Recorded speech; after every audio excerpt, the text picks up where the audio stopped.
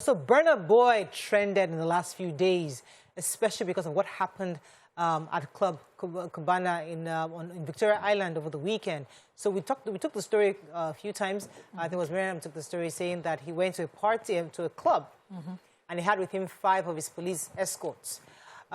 He was making a pass at a married woman, and when he did that, the married woman's husband accosted him saying that, "Why would you do that to my wife?" Then things went back, the party went on. Again, he made another pass at the wife again. And then I was like, "Oh, God, Wendy, what is going on here?" At some point, back and forth happened. Somebody was shot in the thigh. Another person was shot through the head. Although both of them are alive, they didn't die, thank God for that. But what was even the high point of this was that night, Burna Boy fled to Spain, calling his escort, saying, "Guys, hasta la vista, I'm out. Whatever happens, just keep me posted, So, and the police like this. So I read in the papers yesterday, they're calling him a fugitive that he has to call. And others are saying, what does Burna Boy have to do with this? He went to a party and he went for a club. What's the big deal? Was it Burna Boy that shot? Was it Burna Boy that pulled the trigger? Where is Burna Boy's fault in this whole thing?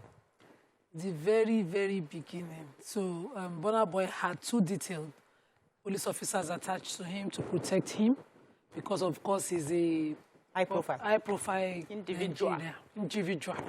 He's like very important personality. So, and these people would do anything under their duties to protect him, to show that they're working. So it's called vicarious liability.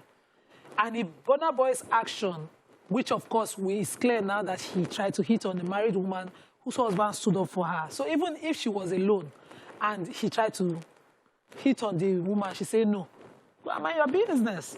But because, his youthful exuberance and all of that, he continued, and this led to his police officers shooting in a public place. Let's even assume nobody was injured.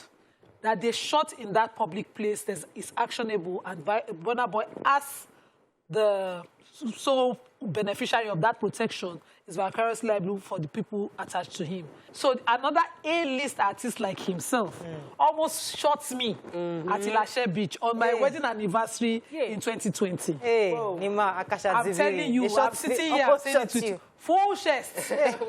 Just because we had even stepped out of the way for him, because I didn't know that was his beach house. It was my first time trying to see one of the beach houses there. We're just strolling around the beach. And he was approaching. And then we started hearing noise. It's coming, it's coming, it's coming. So they said, everybody stay out of the way. Somebody was pushing us out of the way.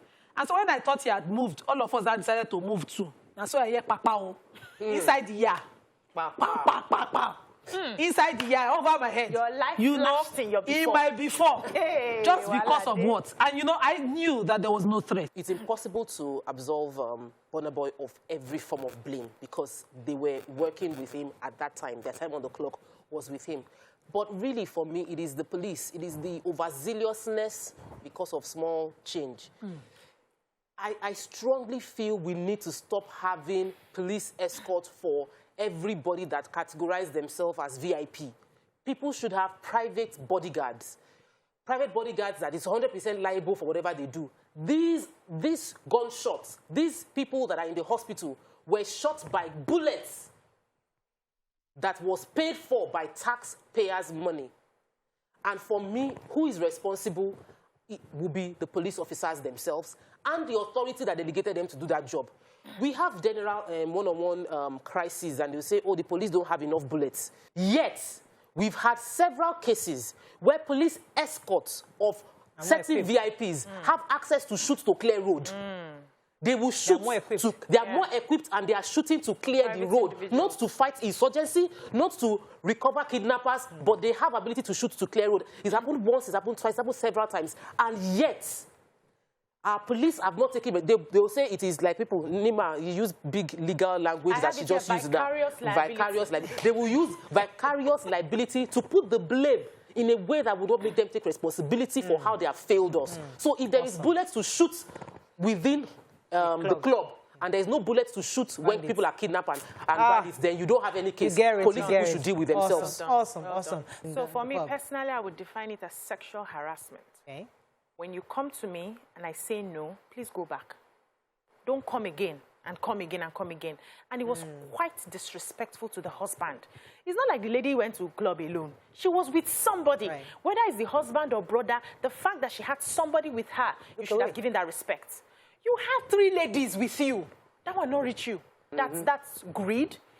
And also oppression and entitlement.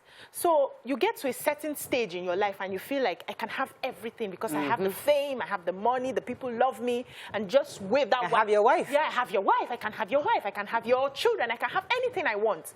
We need to begin to respect humans. We need to begin to respect boundaries. We need to begin to respect no. When somebody says no, please accept that no and go. I would also blame Burna Boy because we sit here and we talk about children when they go out and they mess up, and we take responsibility. So if your child comes to my house and breaks television, I'm not going to jack him up and put him in prison. I will hold you.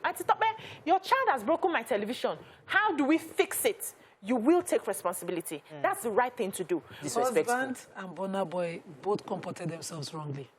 Your husband? Both husband and Burna Boy. Oh, really? Yes, that's where I saw it. So Burna Boy went out of his way to ask a woman out. And everybody might be throwing bra at you, but you're still not somebody's taste.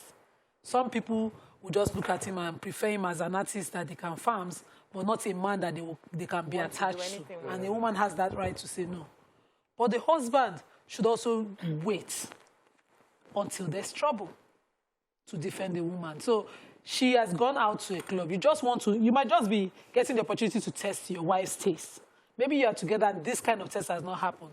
Let her be the one to say no.